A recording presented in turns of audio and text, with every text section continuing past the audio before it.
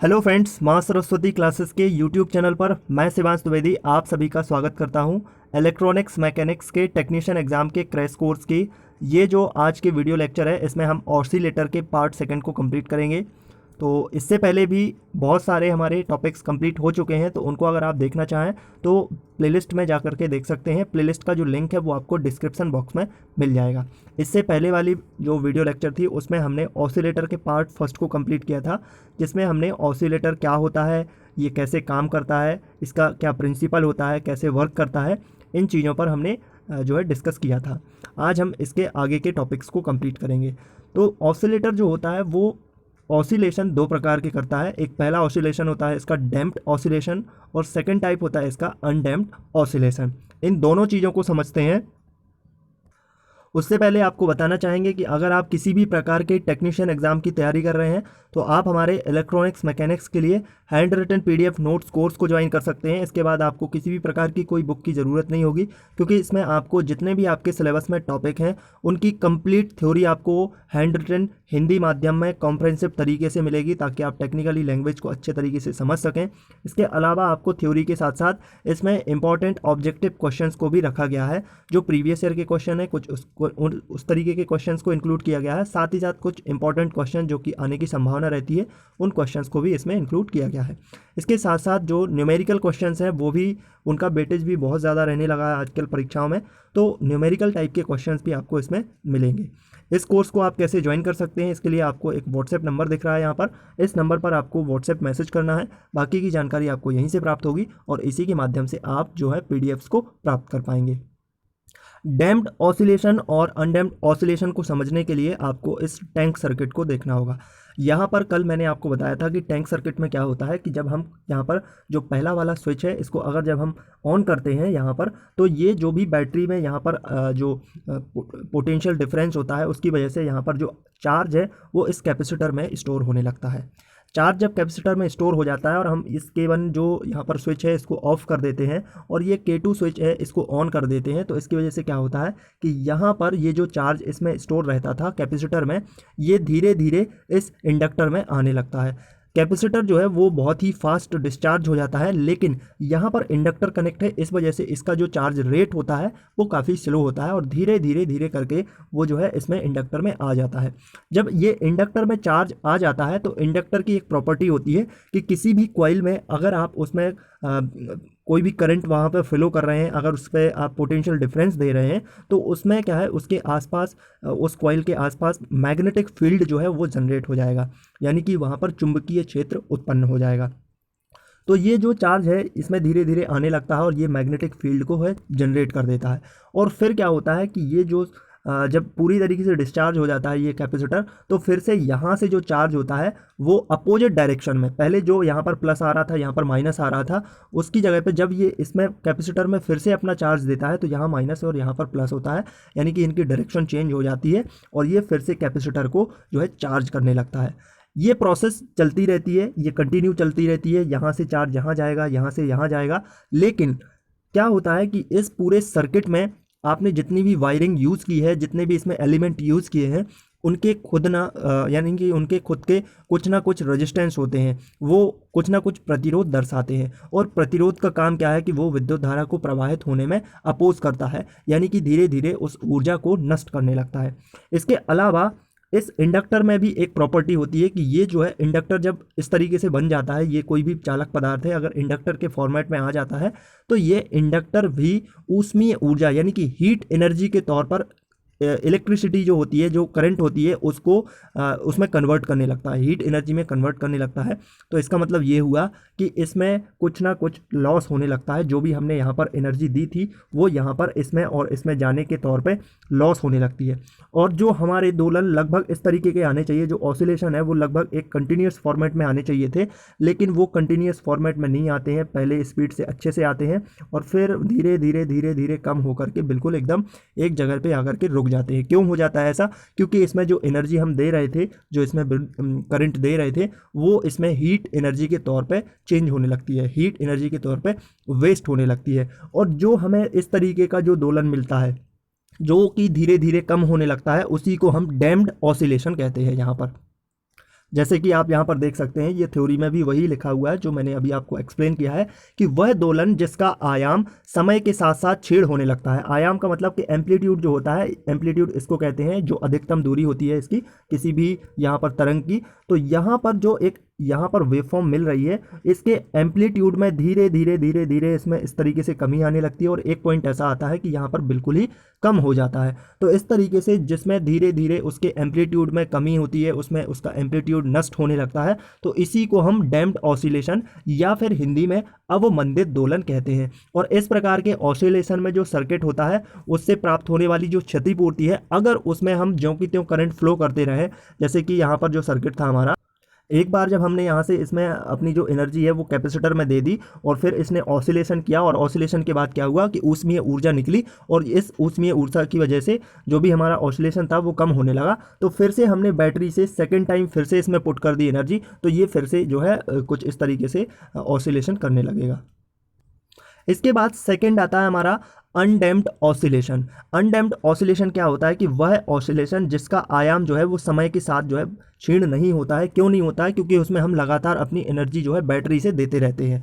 तो उसके साथ साथ जो टाइम के साथ जो है चीज़ें उसमें ऑसिलेशन हो रहा है, और उसमें ऑसिलेशन में किसी भी प्रकार का जो एम्पलीट्यूड है हमारी वेवफॉर्म का, उसमें कोई परिवर्तन नहीं हो रहा है, किसी भी प्रकार से उसका एम्पलीट्यूड नष्ट नहीं हो रहा है, तो उसी को हम कहेंगे अनडैम्प्ड ऑसिलेशन। और इस प्रकार के दोलन में जो भी हमारे ऑसिलेटर के सर्किट होते हैं, जो भी टैंक सर्किट होते हैं, उसमें जो ऊर्जा की हानि हो रही होती है, क्योंकि ऊर्जा की जो हानि है वो अगर हम हीट एनर्जी में ऊर्जा की हानि को देखें तो वो I² R होती है। तो अगर इतनी हानि जो भी हो रही है और इतनी हानि के बराबर हम उसमें उसकी ऊर्जा हानि को पूर्ति करते रहें, उसको करंट प्रोवाइड करते रहें, तो इस वजह से जो हमारा लगातार जो है वो अनडैम्प्ड ऑसिलेशन हमको मिलता रहेगा कुछ इस तरीके से। जैसे आप बी डायग्राम में देख रहे हैं कि लगातार जो है एक ही यहाँ पर जो एम्पलीट्यूड है उस तरीके का ऑसिलेशन मिल रहा है। तो जो बी डायग्राम में आप देख रहे हैं ये अनडैम्प्ड ऑसिलेशन का जो है एक तरीके से यहाँ पर डायग्राम दिखाया गया है, और ए ऑप्शन आप यहाँ पर देख रहे हैं, इसमें जो ऑसिलेशन आपको दिखाया गया है वो डैम्प्ड ऑसिलेशन है। तो ये आपको याद रखना है, क्योंकि एग्जाम में इस तरीके से डायग्राम से भी आपके क्वेश्चन पूछे जा सकते हैं। तो आपको कॉन्सेप्ट एक बार क्लियर हो गया होगा, इसके बाद आपको कुछ ज़्यादा इस पर फोकस करने की ज़रूरत नहीं है। अच्छा, अनडैम्प्ड जो ऑसिलेशन है इनकी ज़रूरत कहाँ पर होती है? तो देखिए यहाँ पर इनकी ज़रूरत होती है कम्युनिकेशन ट्रांसमीटर में, क्योंकि जो हमारी वेवफॉर्म है वो एकदम कांस्टेंट होनी चाहिए, इसमें किसी भी प्रकार के एम्पलीट्यूड में परिवर्तन नहीं होना चाहिए। अगर एम्पलीट्यूड कम होता है तो धीरे धीरे धीरे धीरे वो वेवफॉर्म ही नष्ट हो जाती है। तो यहाँ पर जो हमें जब ज़रूरत होती है तो कम्युनिकेशन के ट्रांसमिशन में इस तरीके के ऑसिलेशन की ज़रूरत होती है। इसके बाद आते हैं हमारे बहुत से टाइप के ऑसिलेटर हैं, लगभग 8 टाइप के ऑसिलेटर हैं, उनको हम एक एक करके कंप्लीट करेंगे। तो यहाँ पर सबसे पहले कंप्लीट करते हैं बीट फ्रिक्वेंसी ऑसिलेटर, इसको शॉर्ट फॉर्म में BFO भी कहा जाता है। बीट फ्रिक्वेंसी ऑसिलेटर क्या होता है कि इनका जो यूजेस है वो RF रिसीवर जो होते हैं, यानी कि रेडियो फ्रिक्वेंसी टाइप के रिसीवर होते हैं, उनमें किया जाता है, और ज़्यादातर रेडियो टेलीग्राफी में बीट फ्रिक्वेंसी ऑसिलेटर का ही उपयोग किया जाता है। इसमें क्या होता है कि इसमें 2 टाइप के यहाँ पर जो है ऑसिलेटर होते हैं, RF ऑसिलेटर होते हैं। एक ऑसिलेटर क्या करता है, बिल्कुल फिक्स फ्रिक्वेंसी को जनरेट करता है। फिक्स मतलब कि जैसे कि अगर मान लीजिएगा 10 मेगाहर्ट्ज की, सॉरी 10 मेगाहर्ट्ज की यहाँ पर अगर ये फ्रिक्वेंसी जनरेट कर रहा है तो इसको 10 मेगाहर्ट्ज पर ही ऑपरेट करना होता है, ये बिल्कुल फिक्स होता है। और इसके बाद सेकंड टाइप का जो RF ऑसिलेटर होता है इसमें वो वेरिएबल फ्रिक्वेंसी ऑसिलेटर होता है, यानी कि ये जो है वेरी कर सकता है, लगभग इसको ये कह सकते हैं कि ये 5 से लेकर के 15 के बीच का काम कर रहा है, लगभग इसके आसपास ही रहता है, इसी रेंज के आसपास रहता है। तो ये 2 वेरिएबल यहाँ पर फ्रिक्वेंसी ऑसिलेटर होते हैं। तो इनसे जो भी फ्रिक्वेंसी निकलती है उसको एक मिक्सर में डालते हैं, यानी कि यहाँ पर मिक्सर या डिटेक्टर बोला जाता है इसको, और इस मिक्सर में ये फ्रिक्वेंसी जो है वो मिक्स होती है। और कैसे मिक्स होती है, या तो इस फ्रिक्वेंसी का यहाँ पर योग हो जाएगा, यानी कि ये दोनों जो है जोड़ दिए जाएंगी जैसे हम मैथमेटिकली जोड़ते थे, या फिर इन दोनों फ्रिक्वेंसी को आपस में घटा दिया जाएगा। ठीक है, जैसे भी यहाँ पर होगा उस तरीके से इस फ्रिक्वेंसी को मिक्स किया जाएगा। और मिक्स करने के बाद यहाँ पर एक ऑडियो एम्पलीफायर होगा। ऑडियो एम्पलीफायर का काम क्या होगा कि जो भी यहाँ से आपकी फ्रिक्वेंसी आई है उसको एम्पलीफाई कर देता है। ये जो ऑडियो एम्पलीफायर है इसका जो डिज़ाइन होता है वो कुछ इस तरीके से डिज़ाइन किया जाता है कि जो मिक्सर में इसकी और इसकी फ्रिक्वेंसी आई थी उनमें से जो माइनस हुआ था, जो भी माइनस वाली फ्रिक्वेंसी थी उसको ये एम्पलीफाई करने के लिए इसको डिज़ाइन किया जाता है। और इसके बाद जब ये ऑडियो एम्पलीफायर है जिस तरीके से यहाँ पर फ्रिक्वेंसी आई उसको एम्पलीफाई कर दिया, और एम्पलीफाई करने के बाद ये आपको यहाँ पर आउटपुट में मिलता है, जिसको ऑडियो आउटपुट कहा जाता है। यहाँ पर जो BFO होता है, बीट फ्रिक्वेंसी ऑसिलेटर, इसका जो सेकंड जो अच्छा इसका एडवांटेज है वो ये है कि ये बहुत ही अच्छा वेवफॉर्म जनरेट करता है। तो ये पॉइंट आपको याद रखना होगा। एग्जाम में पूछा जा सकता है कि बताइए कौन सा ऐसा ऑसिलेटर होता है, सॉरी, जो अच्छा वेवफॉर्म जनरेट करता है, तो वो होता है BFO, बीट फ्रिक्वेंसी ऑसिलेटर। और बीट फ्रिक्वेंसी ऑसिलेटर जो होता है वो ऑडिबल जो फ्रिक्वेंसी होती है, जो सुनने वाली आवृत्ति होती है, उस पर सबसे ज़्यादा यूज़फुल होता है। तो ये 2 पॉइंट आपको याद रखने होंगे। तो इस तरीके से BFO जो है वो बहुत अच्छा वेवफॉर्म भी जनरेट करता है, और सेकंड टर्म इसमें जो आपको याद रखना है, ये ऑडिबल फ्रिक्वेंसी पर बहुत अच्छे से उपयोगी होता है, उस पर बहुत अच्छे से काम करता है। इसके बाद हमारा अगला टाइप ऑफ ऑसिलेटर है, उसको कहते हैं फेज शिफ्ट ऑसिलेटर।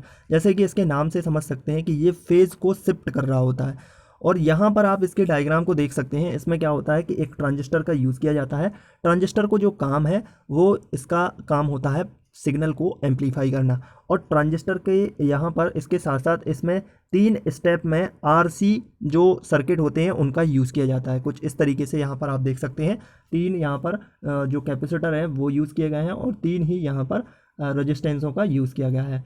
इसके बाद ये क्या होता है कि जो भी आपका आउटपुट मिलता है, यहाँ पर आप देख सकते हैं, जो भी इसका कलेक्टर पार्ट है वो आउटपुट यहाँ पर चला जाता है। और अंतिम यहाँ पर जो स्टेप बना हुआ है, लास्ट स्टेज जो यहाँ पर बनी हुई है RC सर्किट की, वो क्या करता है, इसका काम होता है कि ये 180 पर फेज शिफ्ट कर देता है। जो सिग्नल इनपुट होता है वो कुछ इस तरीके का आ रहा होता है, और यहाँ पर जो ये वाला सर्किट है ये फेज शिफ्ट करके कुछ इस तरीके का सिग्नल बना देता है। ठीक है। इसके बाद ये फिर से फेज शिफ्ट करने के बाद फिर से इसमें इनपुट होगा। इनपुट होने के बाद ये फिर से आएगा, और फिर से यही सिग्नल फिर से इसको 180 पर फेज शिफ्ट कर देगा, और 180 पर फेज शिफ्ट करके ज्यों का त्यों इसका जैसे पहला वाला सिग्नल था वैसा ही बना देगा। तो यहाँ पर आपका क्वेश्चन ये होगा कि इसको हम 2 बार क्यों इनपुट कराते हैं, यानी कि 2 बार फीडबैक क्यों देते हैं। फीडबैक हम इसलिए देते हैं, जब हमने आपको एम्पलीफायर बताया था उस टाइम पे बताया था कि नेगेटिव फीडबैक जो होता है उसका काम ये होता है कि वो फेज शिफ्टिंग तो करता ही करता है, लेकिन ऑसिलेशन भी कम, एम्पलीफिकेशन भी कम करेगा, लेकिन नॉइस को कम कर देता है। तो यहाँ पर 2 बार फेज शिफ्टिंग के जो हमारा यहाँ पर फीडबैक दे रहे हैं, ये नॉइस को कम करने के लिए दिया जा रहा है, और यहाँ पर सेकेंड टाइम इसलिए दिया जा रहा है ताकि हमारा यहाँ पर ओरिजिनल सिग्नल हमको यहाँ से प्राप्त हो सके। तो यहाँ पर हम क्या करते हैं, जो फर्स्ट टाइम आएगा तो फर्स्ट टाइम में 180 का यहाँ पर फेज शिफ्ट हो जाएगा, कुछ इस तरीके का सिग्नल होगा, वो ऐसा चेंज हो जाएगा। और सेकंड टाइम आएगा तो फिर से ओरिजिनल सिग्नल बन जाएगा। फाइनली क्या बन गया, यहाँ पर ये वाला सिग्नल बन गया। इसीलिए हम इसको क्या कहते हैं, फीडबैक जो कहेंगे वो पॉजिटिव फीडबैक कहलाएगा ये। ठीक है। और फाइनली जब आउटपुट यहाँ पर मिलेगा हमें, तो ये वाला जो O पॉइंट यहाँ पर देख रहे हैं आप, यहाँ पर आउटपुट आपको इस फेज शिफ्ट ऑसिलेटर में प्राप्त होगा। तो इसके डायग्राम को आपको याद रखना है, और डायग्राम आप इसका देख सकते हैं कुछ इस तरीके का है। इसमें 3 स्टेजें होती हैं, ये भी आपको याद रखना है। 2 बार इसमें फीडबैक दिया जाता है, एक बार 180 होगा, फिर सेकंड टाइम पे 180 होगा, और फिर आपको आउटपुट मिलेगा। और वो भी कैसा होगा, इसमें ध्यान रखना है, पॉजिटिव फीडबैक जो है वो यहाँ पर इससे यूज़ किया जाता है। इसमें जो भी मैंने अभी आपको एक्सप्लेन किया वो सारी का सारा यहाँ पर थ्योरी में लिखा हुआ है, जो कि आपको PDF कोर्स में मिल जाएगा। और इसके बाद यहाँ पर अगर हम इसकी फ्रिक्वेंसी की बात करें, तो यह आपको फ्रिक्वेंसी याद रखनी होगी। इसका फॉर्मूला होता है फ्रिक्वेंसी का 1/2π 6 अंडर रूट में RC, यहाँ पर क्योंकि यहाँ पर 6 जो है वो कुछ RC सर्किट जो होते हैं उसमें एलिमेंट लगे हुए हैं। तो ये फ्रिक्वेंसी फार्मूला आपको याद रखना होगा, एग्जाम में पूछा जा सकता है, छोटा सा क्वेश्चन आ सकता है। R की वैल्यू वहाँ पर दे दी जाएगी, C की वैल्यू आपको दे दी जाएगी, उस पर आपको आंसर निकालना होगा। तो कुछ इस तरीके का होता है, या फिर आप इस वैल्यू को डायरेक्ट याद रख सकते हैं कि 0.065/RC। इसकी अगर हम एडवांटेज की बात करें, जो फेज शिफ्ट ऑसिलेटर है उसके एडवांटेज क्या क्या होते हैं, तो यहाँ पर आप देख सकते हैं इसमें जो है ट्रांसफार्मर और किसी भी प्रकार की चोक जो कॉइल होती है उसकी ज़रूरत नहीं होती है, क्योंकि ट्रांसफार्मर जो है उसकी यहाँ पर ज़रूरत नहीं होगी, तो ये इसकी कॉस्ट को भी कम कर देगा। और इसमें जो है बहुत ही कम फ्रिक्वेंसी वाले सिग्नलों का उपयोग कर सकते हैं। बहुत ही कम लेवल की जो फ्रिक्वेंसी वाले सिग्नल होते हैं उनको यहाँ पर जो है जनरेट किया जा सकता है, उनको ऑसिलेट किया जा सकता है। और ये जो आप सर्किट देख रहे थे फेज शिफ्ट ऑसिलेटर, ये थोड़ा सा ज़्यादा अच्छा होता है, फ्रिक्वेंसी जो है स्टेबल करता है। यहाँ पर फ्रिक्वेंसी स्टेबल करने का मतलब जो है कि अगर मान लो 20 किलोहर्ट्ज़ की फ्रिक्वेंसी जनरेट कर रहा है तो कहीं पर भी फ्लक्चुएशन नहीं आएगा। फ्लक्चुएशन का मतलब है कहीं पर भी फ्रिक्वेंसी इसकी कम नहीं होगी। ऐसा नहीं होगा कि कहीं पर 19 कर दिया, कहीं पर 20, 19-20 वाला यहाँ पर जो है केस नहीं बनेगा। यहाँ पर ये जो है स्टेबल ही करेगा। और अगर इसकी हम डिसएडवांटेज की बात करें, हानि की बात करें, तो इसमें क्या होता है कि जो आउटपुट है वो बहुत ही कम आउटपुट आपको मिलता है, क्योंकि आपको 2 बार इसमें जो है नेगेटिव फीडबैक देना पड़ता है। वो एक्चुअली में तो बन जाता है पॉजिटिव फीडबैक, क्योंकि 2 बार आप नेगेटिव देंगे तो वो पॉजिटिव बन जाएगा। जैसे आप माइनस माइनस साइन आप देखते हैं ना, मैथमेटिक्स में क्या होता है कि माइनस और माइनस इस तरीके से, दो माइनस माइनस है तो प्लस बना देंगे, ठीक वैसे ही यहाँ पर भी होता है कि आप फीडबैक तो दे रहे हैं ओरिजिनली में नेगेटिव, पर वो 2 बार दिया जा रहा है इसलिए ये पॉजिटिव बन जाता है। तो यहाँ पर जब 2 बार नेगेटिव फीडबैक देंगे तो वो भी अपना काम करेगा और सिग्नल को जो है कम ऑसिलेट कराएगा, तो इसका जो है आउटपुट भी कम मिलेगा। इस वजह से इसमें ऑसिलेशन जो है वो करने में थोड़ी सी परेशानी होती है, और ये जो सर्किट है बहुत कम ही आउटपुट देता है फाइनली आपको। तो इसके यही डिसएडवांटेज हैं कि ये जो है ज़्यादा आउटपुट आपको प्रोवाइड नहीं करता है। पर इसका एडवांटेज ये भी है कि इसमें ट्रांसफार्मर नहीं लगेगा, चोक कॉइल होती है वो भी नहीं लगेगी, अच्छी स्टेबल फ्रिक्वेंसी देगा। तो इस तरीके से आपको इसका जो है एडवांटेज और डिसएडवांटेज आपको याद रखने होंगे। इसके बाद आता है हमारा नेक्स्ट जो ऑसिलेटर का टाइप है, उसे कहते हैं ट्यून्ड ऑसिलेटर। ट्यून्ड ऑसिलेटर क्यों कहते हैं? क्योंकि इसमें जो फ्रिक्वेंसी होती है उसको ट्यून कर दिया जाता है, और इस प्रकार से क्या होता है कि इसमें एक ट्रांजिस्टर होता है जो कि ऑसिलेटर का काम करता है, क्योंकि ये फ्रिक्वेंसी को एम्पलीफाई करता है। और इसमें ट्यून्ड सर्किट में एक एल और एक सी, यानी कि एक इंडक्टर और एक कैपेसिटर का यूज़ किया जाता है, और इन दोनों को जो कनेक्ट करते हैं हम वो कलेक्टर पार्ट पर करते हैं। अब ये डायग्राम में देखेंगे इसको, और इसका जो नाम है वो ट्यून्ड कलेक्टर ऑसिलेटर भी होता है। और इसकी ऑसिलेटर की जो फ्रिक्वेंसी है L1 और R1 के मान पर डिपेंड करती है। जो भी हम इसमें यूज़ कर रहे हैं इंडक्टर, उसकी वैल्यू, और इसके साथ साथ इसमें जो कैपेसिटर यूज़ किया जा रहा है उसकी वैल्यू पर ये इसकी जो ऑसिलेशन की फ्रिक्वेंसी है वो डिपेंड करती है। अगर आप इसके निकालना चाहें तो इसके लिए फार्मूला होता है 1/2π L1C1। तो इस फार्मूले को याद रखना होगा, और ये ट्यून्ड ऑसिलेटर के लिए है, ये भी आपको याद रखना होगा। इसमें फीडबैक कॉइल भी यूज़ की जाती है। आइए इसमें डायग्राम से ही समझते हैं इसको। यहाँ पर आप देख सकते हैं एक ट्रांजिस्टर का यूज़ किया गया है। ट्रांजिस्टर का ये वाला जो पार्ट है वो एमीटर पार्ट है, और इसके कलेक्टर पार्ट पर हमने एक इंडक्टर और एक कैपेसिटर को यूज़ किया है। वो भी कैसे? इनको पैरेलली कनेक्ट किया है। ये देख सकते हैं आप, दोनों को पैरेलली कनेक्ट किया है इसके कलेक्टर पार्ट पर, क्योंकि जो भी आउटपुट मिलता है वो कलेक्टर पार्ट पर मिलता है। इसके बाद क्या होता है, यहाँ पर आप L2 जो है एक और इंडक्टर का यूज़ कर रहे हैं, जो कि फीडबैक इंडक्टर की तरह होता है, फीडबैक सर्किट की तरह होता है, जो कि यहाँ पर कैपेसिटर से कनेक्ट होता है। इस यहाँ पर कैपेसिटर का यूज़ क्यों किया गया है? क्योंकि ये जो कैपेसिटर होता है वो यहाँ पर कम प्रतिबाधा उत्पन्न करता है, इस वजह से यहाँ पर कैपेसिटर का यूज़ किया जाता है। तो ये काम कैसे करेगा? काम ऐसे करेगा, जब आप ये जो बैटरी यहाँ पर कनेक्ट है इसका स्विच ऑन करेंगे, तो स्विच ऑन करते ही पहले क्या होगा कि इसका जो यहाँ पर जो कैपेसिटर है ये चार्ज होगा, ठीक वैसे ही जैसे हमारा टैंक सर्किट चार्ज हुआ था। इसके बाद ये जो चार्ज होने के बाद जो भी इसकी एनर्जी होती है वो इस इंडक्टर को दे देगा, L1 इंडक्टर को दे देगा यहाँ पर एनर्जी। और ये L1 इंडक्टर जो होगा वो मैग्नेटिक फील्ड जनरेट करेगा। मैग्नेटिक फील्ड जनरेट होने की वजह से इसके पास जो सेकंड वाली ये कॉइल रखी हुई है ये ऑटोमेटिक म्यूचुअल इंडक्शन में आ जाएगी। म्यूचुअल इंडक्शन यानी कि अन्योन प्रेरण हो जाएगा यहाँ पर, जैसे कि हमारे ट्रांसफार्मर में होता है, पहली कॉइल लगी हुई होती है और दूसरी कॉइल लगी हुई होती है। जब हम ट्रांसफार्मर में पहली कॉइल में जो भी पोटेंशियल डिफरेंस देते हैं तो सेकंड वाली कॉइल में ऑटोमेटिक पोटेंशियल डिफरेंस जनरेट हो जाता है उसी फ्रिक्वेंसी का। तो यहाँ पर फ्रिक्वेंसी सेम रहेगी, और फ्रिक्वेंसी सेम रहने के साथ इसमें ऑसिलेशन थोड़ा सा यहाँ पर बढ़ सकता है, एम्प्लीफिकेशन बढ़ सकता है एक्चुअली में। और वो कैसे बढ़ेगा? इन दोनों L1 और L2 जो यहाँ पर कुंडली हैं उनकी टर्न्स की संख्या पर डिपेंड करता है ये।